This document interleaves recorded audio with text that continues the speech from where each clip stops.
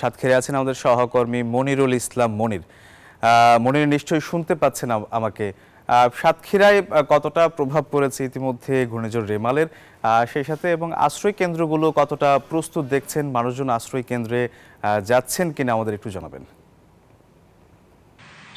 হ্যাঁ সোহাগ, আপনি যেমনটি বলছিলেন, সাতক্ষীরায় কিন্তু আমরা যতটুকু জেনেছি সাতক্ষীরা থেকে ৩০০ কিলোমিটার দূরে ঘূর্ণিঝড় বঙ্গোপসাগরের সৃষ্ট ঘূর্ণিঝড় রেমাল অবস্থান করছে এবং আবহাওয়া অধিদপ্তরের সাথে আমরা কথা বলেছিলাম। এখানকার আবহাওয়া অধিদপ্তরের কর্মকর্তা জুলফিকার আলী আমাদেরকে জানিয়েছেন বঙ্গোপসাগরের সৃষ্ট নিম্নচাপটি ঘূর্ণিঝড় রেমালে পরিণত হয়ে ক্ষিপ্র বেগে উপকূলের দিকে ধেয়ে আসছে। তিনি আমাদেরকে জানিয়েছেন যে ৩০০ কিলোমিটার দূরে এখন ঘূর্ণিঝড় রেমাল অবস্থান করছে।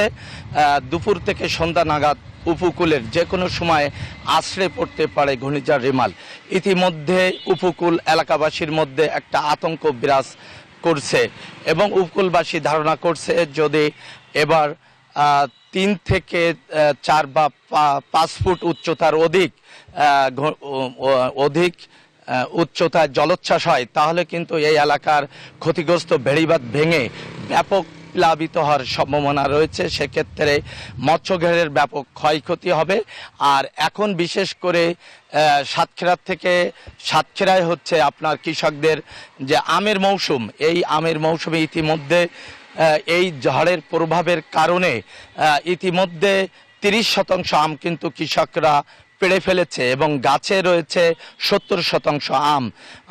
কৃষি অধিদপ্তর বলছে যে সাতক্ষীরা থেকে এবার কিন্তু ৫০,০০০ হেক্টর আম উৎপাদন হয়েছে, যা ২৫০ থেকে ৩০০ কোটি টাকা বাজারজাতকরণের সম্ভাবনা রয়েছে। কিন্তু এই ঘূর্ণিঝড় যদি আঘাত আনে তাহলে লন্ডভন্ড হয়ে যাবে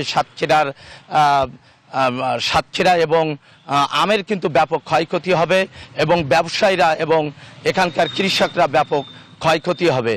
আর বিশেষ করে আমরা পানি উন্নয়ন বোর্ডের সাথে কথা বলেছিলাম। সাতক্ষীরার শ্যামনগর এবং আশাশুনি পানি উন্নয়ন বোর্ড ১ ও ২ এর অধীনে প্রায় ৬৮০ কিলোমিটার বেড়িবাঁধ রয়েছে। এর ভিতরে আপনার সাতক্ষীরার শ্যামনগর উপজেলার প্রতাপনগর এবং আশাশুনি উপজেলার প্রতাপনগর, সাতক্ষীরার গাবুরা, পাতাখালী এবং আপনার মুন্সিগঞ্জ সহ বিস্তীর্ণ এলাকার ৫ কিলোমিটার বেড়িবাঁধ ঝুঁকিপূর্ণ অবস্থায় রয়েছে। যদি ৪ থেকে ৫ কিলোমিটার বা তার অধিক উচ্চতায় জলোচ্ছ্বাস আসে তাহলে কিন্তু এইসব ঝুঁকিপূর্ণ বেড়িবাঁধ ভেঙে সাতক্ষীরার বিস্তীর্ণ এলাকা প্লাবিত হবে। সেক্ষেত্রে কিন্তু এখানকার মৎস্যঘেরগুলো ধ্বংস হয়ে যাবে এবং যে রাস্তাঘাটগুলো আছে সেগুলো ব্যাপকভাবে ক্ষয়ক্ষতি হবে। সোহাগ, আপনাকে আর একটু জানিয়ে রাখি, ২০০৯ সালে ২৫শে মে প্রলয়ঙ্করী যে ঘূর্ণিঝড়, সেই ঘূর্ণিঝড়ের সময়ে কিন্তু সাতক্ষীরার ৮ থেকে ১০ ফুট উচ্চতায় জলোচ্ছ্বাস হয়েছিল। তখন কিন্তু ৭৮ জন নারী পুরুষ শিশুর মৃত্যু হয়েছিল। আর সাতক্ষীরাতে বিশেষ করে উপকূল এলাকার মানুষ ঝড়ঝাপটার সাথে লড়াই করে টিকে থাকে। এখনো পর্যন্ত সাতক্ষীরা জেলা প্রশাসনের পক্ষ থেকে যে সাতক্ষীরা এবং আশাশুনি এবং কালীগঞ্জের ১৬৯টি সাইক্লোন শেল্টার প্রস্তুত করা হয়েছে এবং আপনার ৮৮৭টি বিভিন্ন শিক্ষা প্রতিষ্ঠান আশ্রয় নেওয়ার জন্য জেলা প্রশাসনের পক্ষ থেকে প্রস্তুত রাখা হয়েছে। তবে এইসব শিক্ষা প্রতিষ্ঠান এবং সাইকেল শেল্টারে এখনো পর্যন্ত কোনো উপকূলবাসী কিন্তু আশ্রয় নেয়নি, কারণ তারা সব সময় উপকূলের আমাদের এ অঞ্চলের মানুষ তাদের যে ঘরবাড়ি ছেড়ে আসলে তারা সহজেই আশ্রয় কেন্দ্রে আসতে চায় না। একদম মুমূর্ষ অবস্থায় যখন আঘাত আনে তার পূর্ব মুহূর্তে তারা সবসময় আশ্রয় নিয়ে থাকে, যে কারণে এখনও প্রশাসনের পক্ষ থেকে সাইক্লোন শেল্টার এবং স্কুল কলেজগুলো প্রস্তুত করা হলেও সেখানে এখনও পর্যন্ত কোনো মানুষ কিন্তু আশ্রয় নেয়নি। এবং জেলা প্রশাসনের পক্ষ থেকে ঘূর্ণিঝড় আঘাত আনলে উদ্ধার তৎপরতার জন্য ৬,০০০ স্বেচ্ছাসেবক প্রস্তুত করা হয়েছে এবং ইঞ্জিন ভ্যান নৌকাও প্রস্তুত রাখা হয়েছে উদ্ধার তৎপরতার জন্য।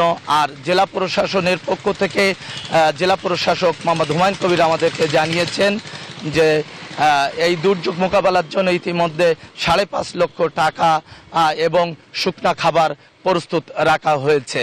আর আপনাকে আর একটু জানিয়ে রাখি, এখানকার যে সিডোর, আইলা, মহসিন এবং আমফানের সময় ব্যাপক ক্ষয়ক্ষতি হয়েছিল সাতক্ষীরার উপকূল অঞ্চল, বিশেষ করে আশাশুনি এবং শ্যামনগর উপজেলা। সে সময় কিন্তু এই মে মাসেই কিন্তু আপনার যে আমফান আঘাত এনেছিল, সেই সময় আমের এবং কাঁঠালের ব্যাপক ক্ষয়ক্ষতি হয়েছিল। এবারও কিন্তু সেই কৃষকরা ঘূর্ণিঝড় রেমালের যে আঘাত, সেই আঘাত কতটুকু নিতে পারবে তারা কিন্তু আতঙ্ক তাদের মধ্যে বিরাজ করছে। বিশেষ করে আম, 70% আম কিন্তু গাছে এখনো রয়েছে, 30% আম ইতিমধ্যে ছাড়াতে পেরেছে কৃষকরা। আর বিশেষ করে আপনাকে আরেকটু জানিয়ে রাখি যে আমাদের